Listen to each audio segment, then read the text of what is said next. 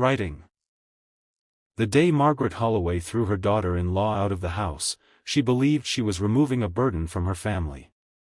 She did not know that 3 months later, she would walk through the glass doors of a beautiful flower shop, place a trembling hand on the counter, and look into the eyes of the very woman she had humiliated. What Margaret would discover that afternoon would force her to confront the one truth she had spent years avoiding: sometimes the person you push away is the very person who was holding your family together. If you believe in kindness, forgiveness, hope, and second chances, please take a moment to like this video, leave a comment, share this story with someone who may need hope today, and subscribe to our channel. Your support helps our community keep sharing stories that remind us that one act of kindness can change a life. Clara Whitmore had never imagined that her marriage would end with a suitcase sitting on a front porch while rainwater gathered beneath her shoes. She had entered the Holloway family home 6 years earlier as a young woman full of hope, carrying only 2 suitcases and a heart determined to build a loving family with her husband, Nathan. Nathan had been kind, hardworking, and deeply devoted to his mother, Margaret, but over the years, Clara began to realize that being accepted by Margaret would be much harder than loving her son.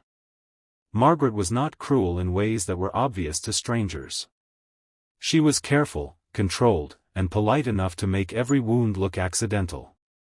She criticized Clara's cooking as though offering advice, questioned her spending as though protecting Nathan, and quietly compared her to women she believed were more suitable for her son. Clara endured it because Nathan loved his mother, and because she believed patience could soften almost any heart. When Nathan lost his job after the company he worked for closed its local office, Clara became the steady one. She took extra shifts at a neighborhood bakery, stretched their savings, handled the bills, and made sure Nathan never felt ashamed of the situation. When Margaret needed help after a minor surgery, Clara was the one who drove her to appointments, prepared meals, organized her medications, and sat beside her during difficult afternoons. Margaret rarely thanked her. Instead, she seemed to see Clara's kindness as an obligation. Then Nathan became seriously ill. His condition changed their lives within weeks. Clara left her bakery job so she could care for him full-time, and the family's savings disappeared beneath medical bills. Margaret became increasingly convinced that Clara was responsible for their financial problems. She believed Clara should have kept working, believed Nathan was sacrificing too much for his wife, and believed that if Clara simply disappeared, everything would become easier. Nathan tried to defend his wife, but illness had weakened him. One afternoon, while Clara was at the pharmacy collecting his medication, Nathan suffered a medical emergency. By the time Clara returned, an ambulance had already taken him to the hospital. Margaret was waiting at the house, furious and frightened, and fear made her words sharper than they had ever been.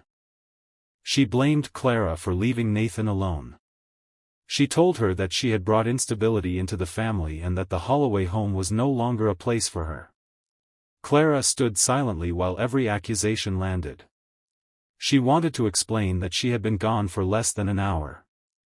She wanted to remind Margaret that she had spent months caring for Nathan while everyone else continued living their own lives. But then she looked at the suitcase Margaret had placed beside the door, and something inside her finally broke. Clara did not beg. She did not scream. She simply picked up the suitcase, took one last look at the home where she had spent 6 years trying to belong, and walked away. Margaret watched from the doorway, convinced she had won. She had no idea that Clara was leaving behind far more than a marriage. Clara spent the first few weeks in a tiny rented apartment above an old bakery. She slept on a narrow bed, counted every dollar, and cried quietly whenever memories became too heavy to carry. She missed Nathan terribly. She missed the sound of his footsteps, the small smile he gave her whenever he knew she was worried, and the simple routines they had once shared. But grief eventually made room for something else. Clara had always loved flowers. Her mother had taught her that flowers were not merely decorations. They were small messages people sent when words were too difficult. A white rose could carry sympathy. Daisies could say thank you. Lavender could comfort someone who was grieving. Bright tulips could tell a person that life was still capable of surprising them. During the hardest months of her life, Clara began arranging flowers on the tiny table beside her apartment window. At first, she bought inexpensive stems from a local market. Then she began selling small bouquets to neighbors. One customer became 3. 3 became 10. People started asking her to create arrangements for birthdays, anniversaries, hospital visits, and funerals. Clara realized that she had discovered something she had never known she possessed. A gift. She borrowed a modest amount of money from a longtime friend, found a small vacant storefront on a quiet street, and opened a flower shop. She named it Willow and Rose. The shop was not luxurious, but it was beautiful. Sunlight poured through the front windows during the day, illuminating shelves filled with roses, lilies, tulips, peonies, eucalyptus, and wildflowers. Clara painted the walls a soft cream color and placed a wooden table near the entrance where customers could sit while she created arrangements. There was a handwritten sign above the counter that carried the simple message she had learned through the hardest season of her life: flowers cannot change what happened, but they can remind us that something beautiful can still grow. Within months, Willow and Rose became known throughout the neighborhood. Clara was not only selling flowers. She was listening to people. She created bouquets for women leaving difficult relationships, arrangements for families celebrating recoveries, and simple bunches for elderly customers who wanted to brighten their kitchens. She sometimes gave flowers away when she recognized that a customer needed comfort more than she needed money. Meanwhile, Margaret's world had quietly changed. Nathan survived his medical crisis, but his recovery was slow. Clara was gone, and Margaret eventually realized how much Clara had done. Nathan remembered every appointment Clara had arranged, every meal she had prepared, every night she had spent beside him when he was sick. The more he recovered, the more clearly he saw what had happened. He refused to allow his mother to contact Clara until she was ready. Margaret began living with the consequences of her decision. One afternoon, she needed flowers. A longtime friend of hers was recovering from surgery, and Margaret wanted to bring something thoughtful to the hospital. She stopped at a flower shop she had heard about from a neighbor. She had never visited it before and had no idea who owned it. The moment Margaret pushed open the glass door, the scent of fresh roses surrounded her. She walked toward the counter and looked at the woman arranging white lilies. Then the woman lifted her eyes. Margaret froze. Clara froze too. For several seconds, neither woman moved. Margaret looked around the elegant shop, then back at Clara, as if her mind could not connect the woman standing confidently behind the counter with the daughter-in-law she had once ordered out of her house. Clara had changed. She was still gentle, but there was a strength in her posture that had not been there before. She was no longer trying to earn anyone's approval. She had built something with her own hands, and the peace in her eyes came from knowing she no longer needed permission to belong. Margaret felt embarrassment rise through her chest. She could have walked away. For a moment, she almost did.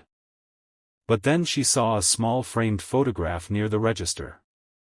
It showed Clara standing outside the flower shop on opening day, smiling beside a bouquet of roses.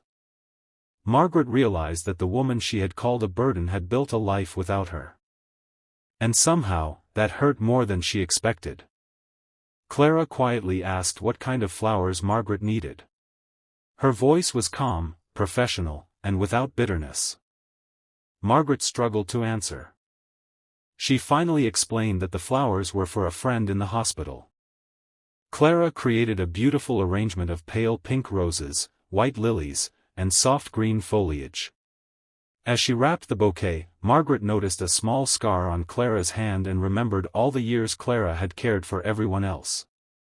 For the first time, Margaret understood that she had mistaken kindness for weakness. She had mistaken patience for permission. She had mistaken Clara's silence for guilt.